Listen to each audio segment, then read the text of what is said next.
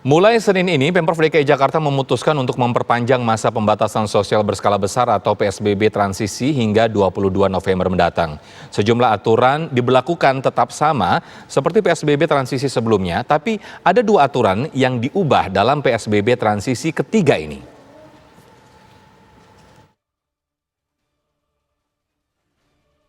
Pemerintah Provinsi DKI Jakarta untuk ketiga kalinya memperpanjang PSBB transisi di ibu kota. Peraturan PSBB transisi ini mulai berlaku hari ini, 9 November hingga 22 November 2020. Ada dua aturan yang diubah dalam PSBB transisi jilid 3 ini, yaitu penambahan kapasitas pengunjung bioskop dari 25% menjadi 50% dari kapasitas tempat duduk. Dan diperbolehkannya acara resepsi pernikahan di gedung dengan kapasitas 25% dan menerapkan protokol kesehatan yang ketat. Mengumumkan ya perpanjangan PSBB tanggal 9 sampai tanggal 22 November ya. Jadi setelah rapat di internal dengan Forkopindo, dengan gugus pusat juga kami pemerintah pusat terus berkoordinasi dan juga mendengarkan masukan daripada pakar epidemiologi dan semuanya berdasarkan data dan fakta. Akhirnya kami memperpanjang ya masa PSBB dengan pelonggaran batasan-batasan tertentu sebagaimana yang sudah juga diberlakukan 2 minggu sebelumnya.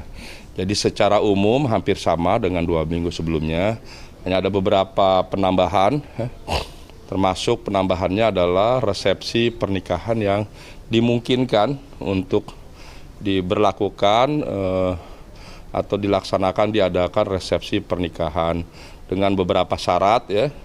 Di antaranya adalah kapasitas 25% dari kapasitas gedung atau ruang pertemuan dan pihak pengelola gedung diminta untuk mengajukan proposal terkait protokol kesehatan. Pemerintah DKI Jakarta menilai penularan COVID-19 di DKI mulai bisa dikendalikan dengan tren menurun selama 2 minggu terakhir. Pemprov DKI Jakarta juga akan terus melakukan tes terhadap warganya serta menambah jumlah laboratorium. Dari Jakarta, Maria Asegaf, Rashid Hartadi, TV One mengabarkan. Pemirsa, aktivitas penumpang kereta komuter lain di 3 stasiun utama di Jakarta, Bogor, dan Tangerang terjadi peningkatan yang signifikan seiring ditetapkannya pembatasan sosial berskala besar transisi untuk yang ketiga kalinya. Masyarakat diimbau untuk tetap disiplin menjaga protokol kesehatan guna memutus penyebaran virus corona di transportasi umum. Dan berikut laporan reporter TV One Maria Asegaf dan juru kamera Rashid Hartadi di stasiun Jakarta Manggarai. Ya pemirsa, hari ini adalah hari pertama pemberlakuan kembali PSBB transisi sudah kali ketiga sejak diperpanjang pada awal Oktober lalu. Nah, ada beberapa peraturan yang memang masih tetap dijaga oleh Pemprov DKI Jakarta. Salah satunya adalah pembatasan kapasitas bagi kendaraan umum atau transportasi umum. Nah, salah satunya adalah KRL, di mana untuk KRL sendiri memang jumlah pengguna di setiap gerbong itu dibatasi hanya 40% saja, yang artinya berbeda jauh dengan jumlah pengguna jika kita bandingkan pada sebelum masa pandemi. Nah, kondisi seperti ini yang akan Anda lihat jika Anda berada di setiap stasiun KRL misalnya pada jam-jam sibuk, cukup ramai. Memang penggunaan masker tetap dijaga oleh para pengguna karena memang merupakan sebuah kewajiban, namun tidak hanya masker tentunya 3M, menjaga jarak, menggunakan masker dan juga mencuci tangan. Menjaga jaraknya saja yang mungkin memang masih belum dapat diterapkan oleh para pengguna dengan cukup baik. Kita akan tanya sebenarnya bagaimana sebenarnya protokol kesehatan dan juga jumlah pengguna KRL pada minggu-minggu saat ini atau sudah mulai mengalami peningkatan. Kita akan tanya kepada dengan Mbak siapa? Mbak Aisyah. Mbak Aisyah. Mbak Aisyah.